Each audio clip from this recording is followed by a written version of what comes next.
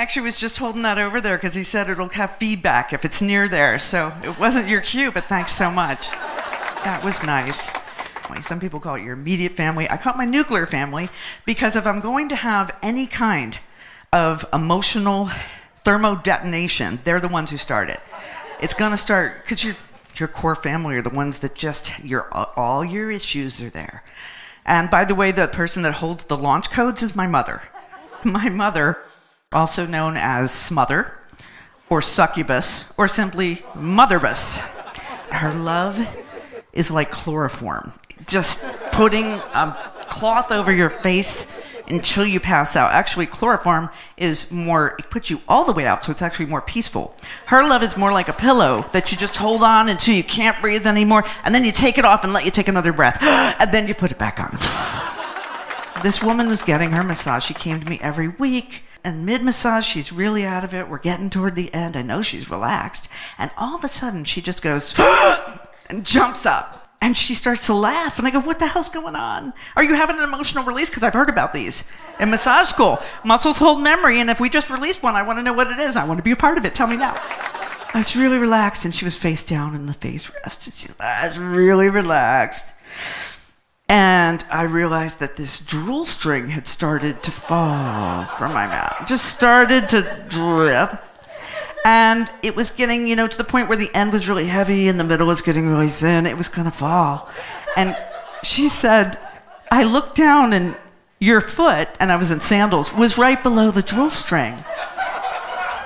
So if I let it fall, first of all, ew. But second of all, how do I explain that when you feel it hit? So she sucked it back up in her mouth. After that, I started putting a little drool bucket under my face rest. You get them for massage, and they go, you can go as deep as you want. You can talk to any massage therapist. As deep as we want is not deep. Because we want a break.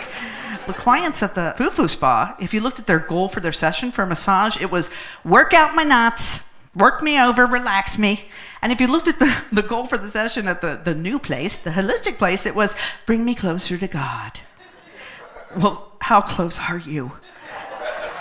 There's only so much they taught me in massage school. It was actually one of the first massages I did. The person came out and went, namaste, at the end. And I went, okay. That's just how, I didn't know what it meant. No one trained me. No one told me anything. I went from 0 to 60 in 2.4 seconds, going from Foo-Foo place to holistic place, and had no time to transition. Imagine I'm laying on the floor and your knees up like this. That's half frog. Imagine both your legs up at the same time like that. That's frog. So the guy talks me into frog in the class, and I'm laying there. I couldn't get out. I was stuck. I was just stuck. Help.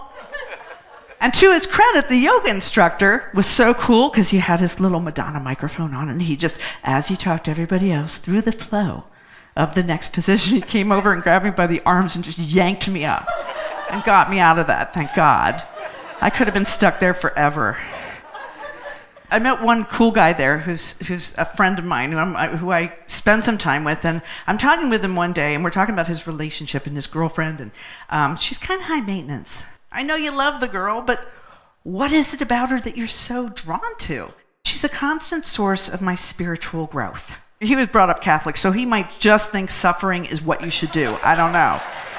If that's the case, the most challenging people in your life, maybe, are the sources of your spiritual growth.